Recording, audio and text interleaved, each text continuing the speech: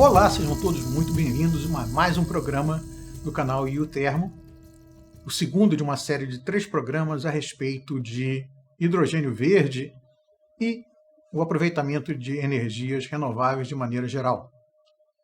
No programa de hoje, nós temos conosco o engenheiro químico Alfredo Renault, formado pelo FRJ, lá também obteve seu mestrado, tem experiência na área de ensino e administração acadêmica.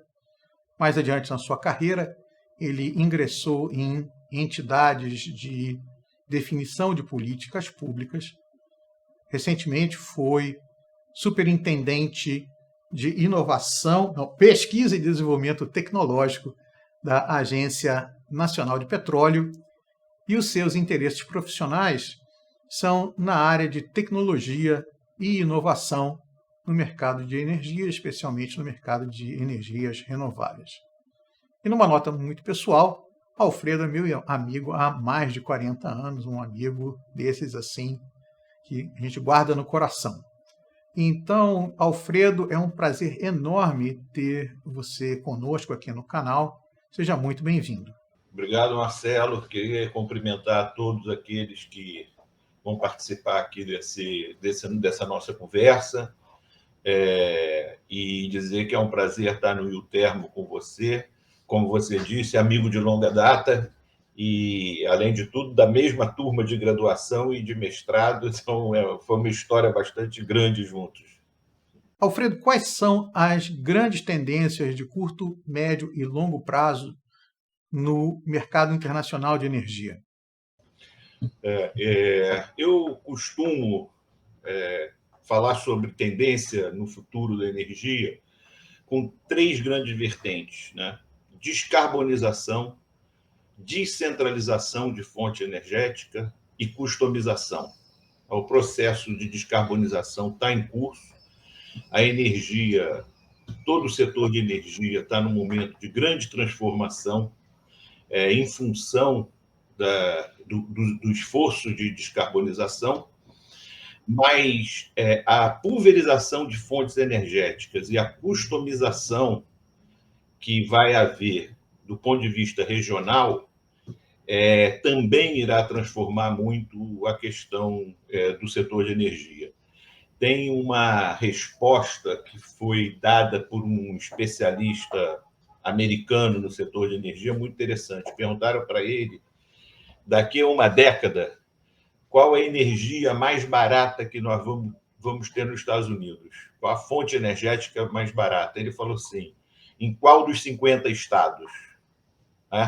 Isso caracteriza exatamente, né, como a questão da customização, né, e como as energias serão, né, muito vinculadas à capacidade regional, né, de geração mais barata e mais eficiente, né?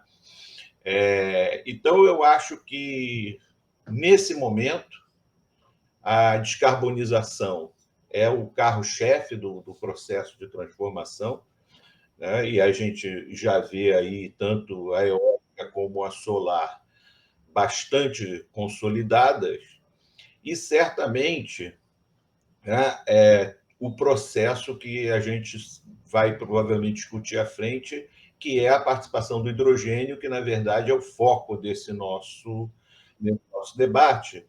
Lembrando sempre, né, que é importante o detalhe, o hidrogênio ele não entra na lista das energias renováveis porque ele não é uma fonte primária. Quando ele é uma fonte primária de energia, ele é justamente não renovável, né, que é o hidrogênio encontrado na natureza. E onde ele entra é no processo da transição energética, com bastante relevância, mas não como uma fonte de energia. Então, do ponto de vista das fontes de energia, nós já estamos vendo o que está acontecendo com a solar e com a eólica no mundo, né? Que há 20 anos atrás não tinham competitividade, né? E hoje já tem uma capacidade e um crescimento na matriz energética mundial bastante impressionante. nesse processo de regionalização da produção de energia, certamente algumas regiões vão produzir mais do que a sua própria demanda e algumas outras terão déficit. Como você vê no futuro esse mecanismo de exportação de energia de uma região produtora a outra que necessita importar energia? Como vai se dar esse processo? Uma das grandes vitórias do petróleo, né, ao longo desse século todo que ele dominou como fonte energética é exatamente a sua capacidade de transferência de energia de um ponto a outro. Né? Todo o processo, né, de transporte e armazenamento é muito bem definido e um nível de eficiência e de custo baixo que permite ele ser gerado numa posição e ser levado a outra, né?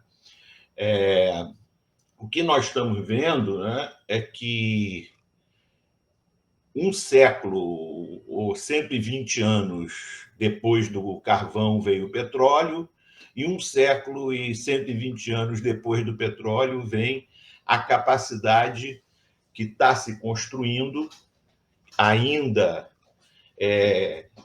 comercialmente não competitivo, que é a possibilidade da gente levar a fonte energética original elétrica de um ponto a outro, cruzando o oceano. Então, esse é o foco da grande transformação que a gente pode passar na próxima década, que é exatamente você ter uma nova capacidade de exportar ou de fazer viajar geração originalmente na matriz, na fonte primária elétrica. E isso é totalmente compatível com o desejo atual de descarbonização. Se nós agora nos enfocarmos no Brasil, quais das fontes renováveis está, vamos dizer, mais pronta para o estrelato, para ser relevante dentro da matriz energética, para ter um papel preponderante? Vamos primeiro partir do princípio que o Brasil é altamente diversificado e não concentrado em energia fóssil. Do ponto de vista da nossa matriz energética global, pelo que nós desenvolvemos no processo com a cana, com o álcool a partir de cana, e com o potencial hidrelétrico que o Brasil colocou em prática, né, a nossa matriz energética já é uma das mais renováveis no mundo e a nossa matriz elétrica mais ainda, né? Ou seja, a nossa matriz elétrica é na faixa de 80%, 85%, com base em renovável, dado ao nosso potencial hidrelétrico que está em operação. O que vem a acrescentar nesse processo de um país-chave na geração de energia não fóssil é exatamente o que a gente tem de potencial na parte solar e eólica, que já é uma realidade no país, né? A solar instalada no Brasil tem a capacidade já de uma Itaipu, maior que uma Itaipu, ou seja, nosso potencial instalado já de solar já é extremamente relevante. O eólica onshore, a mesma coisa. E aonde está um novo potencial, que certamente será a grande evolução da década no Brasil em termo energético, vai ser a eólica offshore. Então, o que nós temos hoje é uma matriz energética extremamente renovável comparada com o mundo, uma matriz elétrica mais ainda comparada com o mundo, e com entrada forte da eólica onshore e da solar transformando essa matriz elétrica ainda mais renovável, a gente certamente vai passar agora por um período, se a gente conseguir construir políticas e regulação compatível com a demanda do mercado, nós devemos entrar numa década de muita força para a nossa eólica offshore. Hoje, existe no Ministério solicitação de 65 projetos de eólica offshore para o Brasil, tá? E do Rio Grande do Sul ao Nordeste. Então, a gente realmente tem um enorme potencial de entrar agora numa nova fonte. Na verdade, não é uma nova fonte porque ela é eólica, mas num outro mecanismo tecnológico que é a eólica offshore. Alfredo, você está falando de grandes projetos de captação de energia solar, energia eólica. Mencionou também energia hidroelétrica. E hoje em dia, no país, existe uma grande resistência à instalação de novas usinas hidrelétricas porque, pelo impacto ambiental que elas têm, normalmente elas necessitam de grandes represas, grandes áreas são inundadas e perdidas para a agricultura e outras finalidades. Antecipa-se alguma dificuldade para a instalação de grandes campos de captação de energia solar e de grandes campos de captação de energia eólica no país? Veja bem, do ponto de vista ambiental, o processo que a hidrelétrica faz em relação ao que a solar e a eólica faz é bem diferente, tá?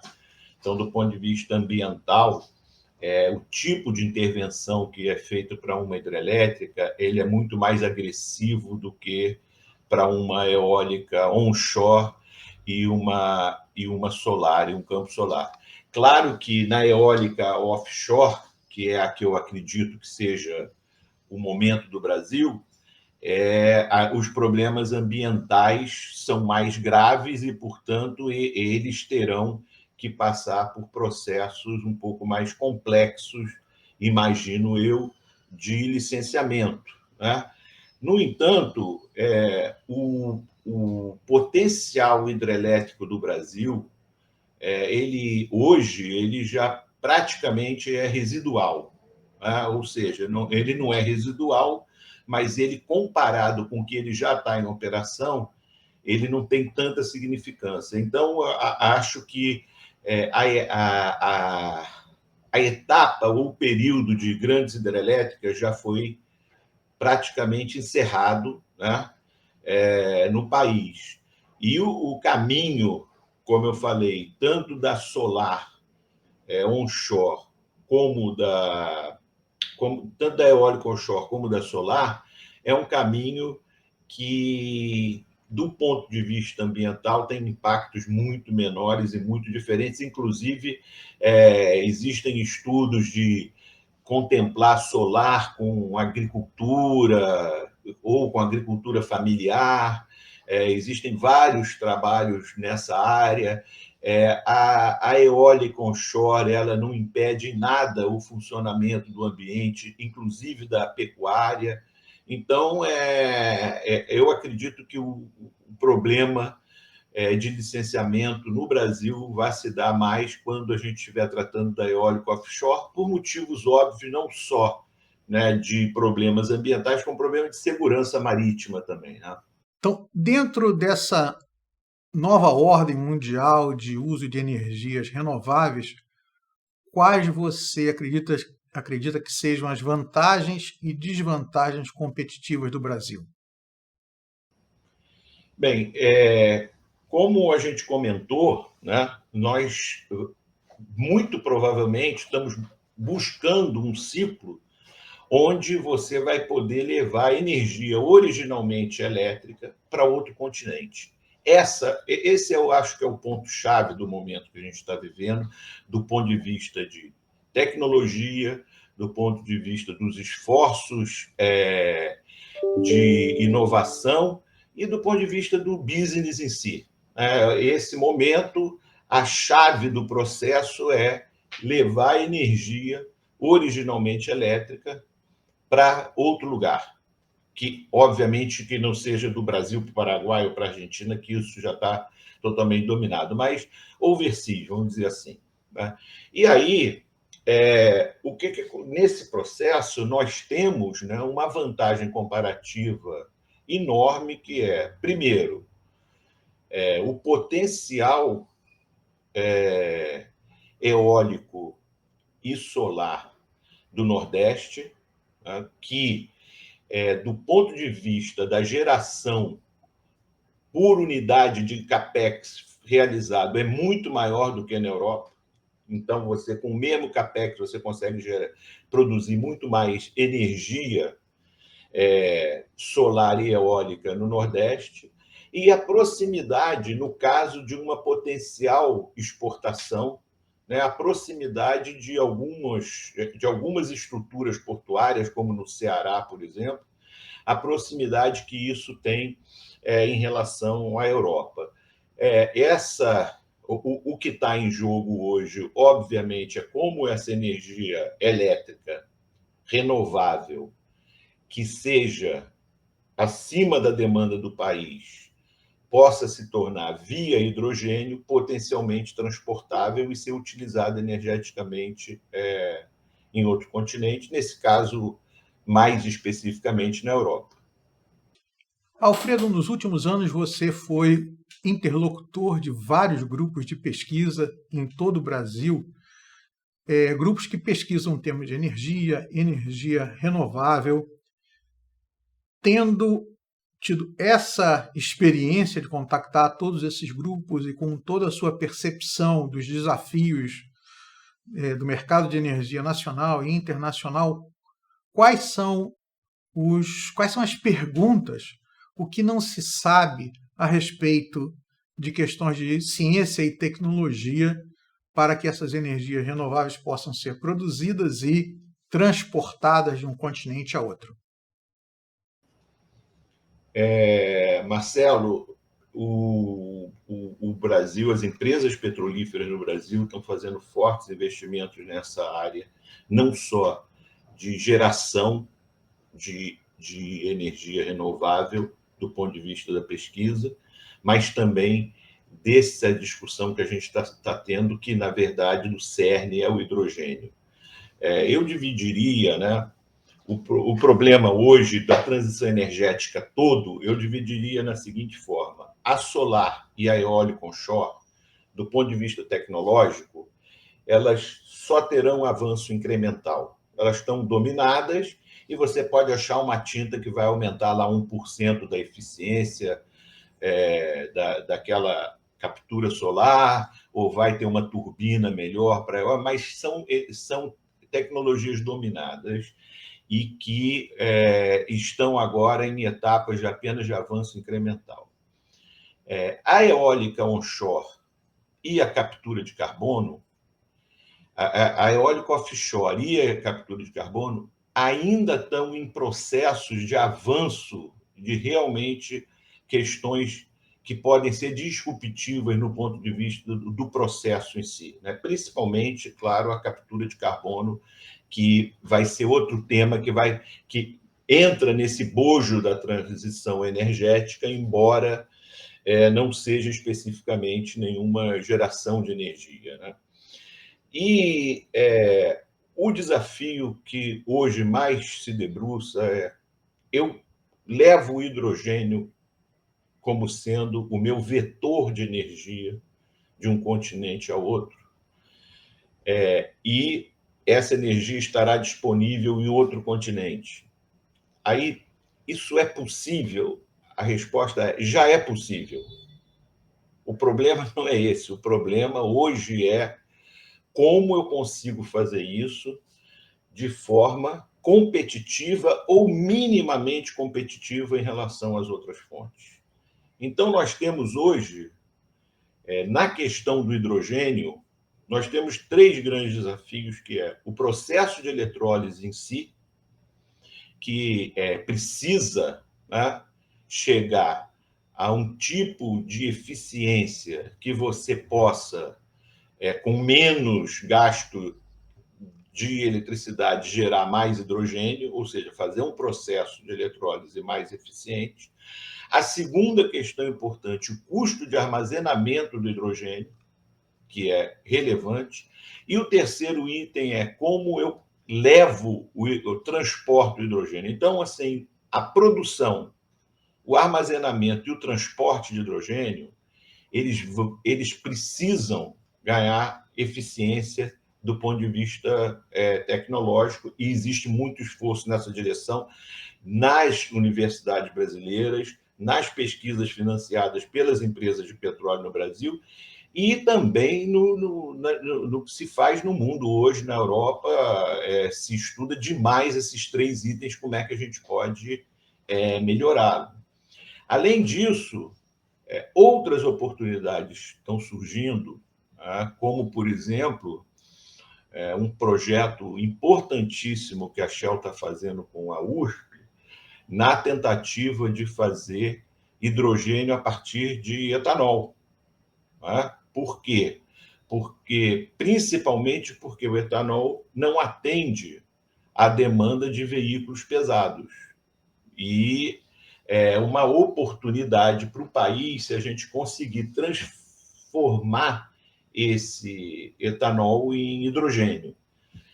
Então, assim, nesse momento, eu acho que a grande questão para esse passo que virá, e você sabe, a Alemanha já fez a primeira chamada para a compra de hidrogênio, a velocidade com que essas coisas estão acontecendo é muito grande. Nesse momento, a grande questão é da eficiência. Na medida que a sua geração elétrica é mais eficiente, que é o que acontece no Nordeste, a gente sai com uma vantagem comparativa. Mas a gente tem muito esforço para fazer nessas etapas de produção, armazenamento e transporte. E o transporte ainda não tem qual é o vetor vencedor do ponto de vista de custo para fazer essa exportação que a gente está falando de uma fonte originalmente elétrica. É possível, ou está o teu palestrante anterior, ele falou sobre o custo, né, de liquefação do hidrogênio para transporte. Né? É realmente um custo violento. Né?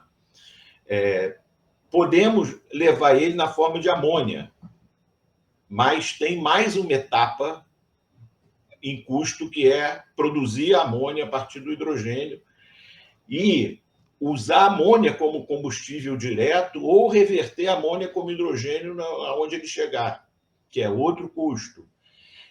Tem estudos para que o transporte seja feito através de metanol.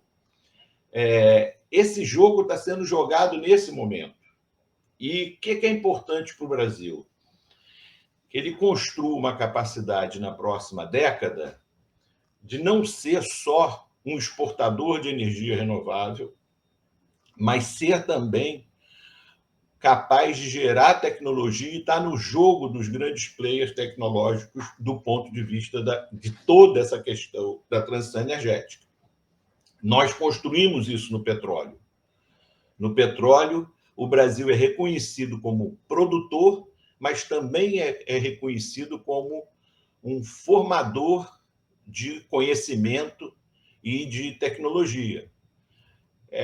O desafio para o país, para não ser um mero produtor, como alguns são na área de petróleo, por exemplo, para não ser um mero produtor de energia renovável, potencialmente, como nós estamos falando aqui, exportador, o grande desafio é você também participar desse jogo tecnológico. E, nesse sentido, né, as nossas universidades de centro de pesquisa estão muito bem preparadas e estão atuando muito nessa área, principalmente com financiamento das empresas de petróleo, que definitivamente entraram nessa pauta, não só olhando como pesquisa, mas olhando como business, como negócio. Então, o fortalecimento das pesquisas por parte das empresas globais de petróleo na área de renováveis é uma demonstração do que será o negócio delas no futuro. O P&D das empresas, o orçamento de P&D das empresas apontam não só para o que elas estão fazendo hoje, mas o que elas querem fazer no futuro. Algumas empresas de petróleo têm como meta no Brasil investir mais de 50% da pesquisa em renováveis e menos de 50%, portanto, em temas ligados à exploração e produção de petróleo. Alfredo, muito obrigado por essa entrevista. Um pequeno comentário, o Alfredo mencionou o palestrante anterior. Eu vou colocar na descrição do vídeo o link para esse vídeo, para essa entrevista, que foi com o Dr. Juan Pablo Nogueira, que falou sobre projetos de produção de energia verde no Paraguai. Alfredo, eu gostaria de convidá-lo para que você faça suas considerações finais e a sua despedida. Bom, minhas considerações finais é que o que eu falei para o Brasil certamente tem um papel para outros países da América Latina. Tá? A gente estava, como você falou no último vídeo, apresentando alguns projetos importantes no Paraguai. O Chile está tendo um posicionamento muito forte na questão do hidrogênio. Então, me parece que é óbvio que o Brasil tem uma vantagem comparativa pela proximidade que o Nordeste tem da Europa, mas hoje em dia, dependendo do que está se tratando, o custo de frete pode ser facilmente absolvido. Então, o que nós estamos vivendo é uma grande oportunidade para a América Latina, para que a gente possa, através desse interesse da descarbonização, ter um papel relevante na produção de renováveis no mundo, como, de certa forma, o Brasil já tem. Só para encerrar, um comentário importante, do ponto de vista do mercado europeu, uma discussão que começou como descarbonização se transformou numa discussão de garantia de abastecimento. Se esse processo do hidrogênio a partir de renováveis ele se consolida como competitivo do ponto de vista de custo, a pulverização de ofertantes é muito maior porque não depende da geologia. Isso vai poder trazer para a Europa um conforto, entre aspas, ou uma tranquilidade de garantia de abastecimento diferenciada, em relação ao que vive hoje, como mostrou o efeito da guerra da Ucrânia nesse momento para a Europa. Então, é muito importante a gente entender também que esse processo ele traz descarbonização, mas ele mexe com a geopolítica como um todo, na medida que você passa a ter um potencial pulverização dos seus ofertantes para a sua demanda. Ok. Mais uma vez, muito obrigado, Alfredo. Alfredo mencionou o Chile, eu apenas gostaria de acrescentar que nós vamos ter, já está programada, não está gravada, mas já está programada, uma entrevista com um profissional que vai falar sobre as iniciativas do Chile na questão solar e na questão de produção de energia verde. Muito obrigado pela sua audiência, nós ficamos por aqui no dia de hoje. Até a próxima!